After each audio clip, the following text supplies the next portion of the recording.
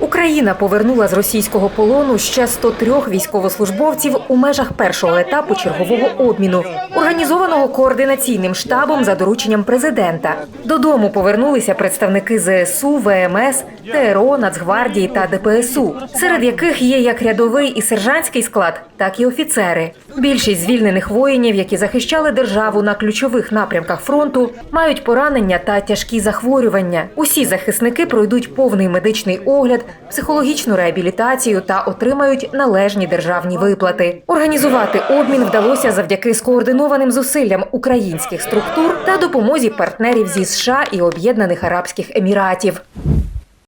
У Херсоні російські військові вдарили FPV-дроном по міській маршрутці. За повідомленням президента Володимира Зеленського, унаслідок атаки загинули 4 людей, ще 5 поранені. Глава держави наголосив, що російське терористичне сафарі на цивільних у Херсоні вже давно перейшло усі межі, а прифронтові регіони щодня потребують від міжнародних партнерів рішучих дій, посилення санкцій та додаткових засобів захисту.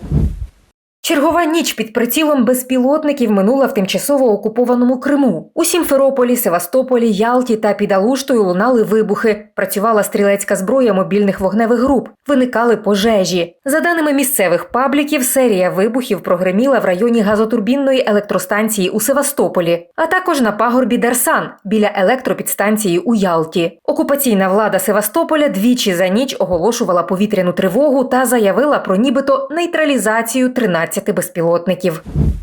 Тим часом, як повідомляє моніторинговий канал «Кримський вітер», мешканці Ялти скаржаться, що російська влада приховує інформацію про влучання безпілотників у житлові будинки після втручання російської ППО та засобів радіоелектронної боротьби. В окупованому Криму загострюється енергетична криза. На всій території півострова є обмеження електропостачання. Найскладніша ситуація у північних районах. А в Севастополі запроваджено відключення за схемою 2 години зі світлом через 6 без. Масштабні збої в енергосистемі призводять і до віялових вимкнень води, зупинки електротранспорту. Водночас голова меджлісу кримськотатарського народу Рефат Чубаров нагадав, що відповідно до умов Женевської конвенції за мешканців Криму повністю відповідальні російські загарбники. Крим окупований, і наша земля, Кримський півострів, російськими окупантами використовується такий собі, як військовий хаб, звідки вони обстрілюють всю територію України, материкової її частини. Оце головна причина того, чому Криму зараз і останні вже більше ніж 12 років люди відчувають всілякі негаразди. Люди, які живуть і мають далі жити в Криму. Електроенергія потрібна не лише для житлових будинків, а й для військових баз, ремонтних заводів, систем протиповітряної оборони, радарів і логістичних вузлів.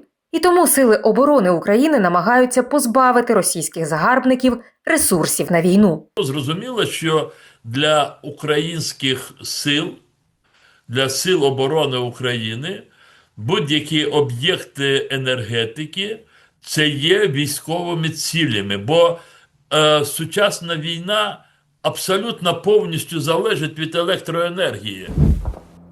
До уражень критично важливих об'єктів на території країни-агресорки. Сили оборони України у ніч на 19 серпня здійснили серію результативних атак далекобійними безпілотниками по об'єктах військово-промислового та паливно-енергетичного комплексів. Зокрема, в російській Уфі, що в Башкортостані, БПЛА успішно вразили місцевий нафтопереробний завод. Очевидці бачили вибух та займання технологічних установок. Водночас зафіксували пожежі на промислових об'єктах у Чебоксарах, Дзержинську і Підмосков'ї. Напередодні ввечері без електрики була частина Москви. Дивіться більше новин, ексклюзивних інтерв'ю та історій про Крим на АТR.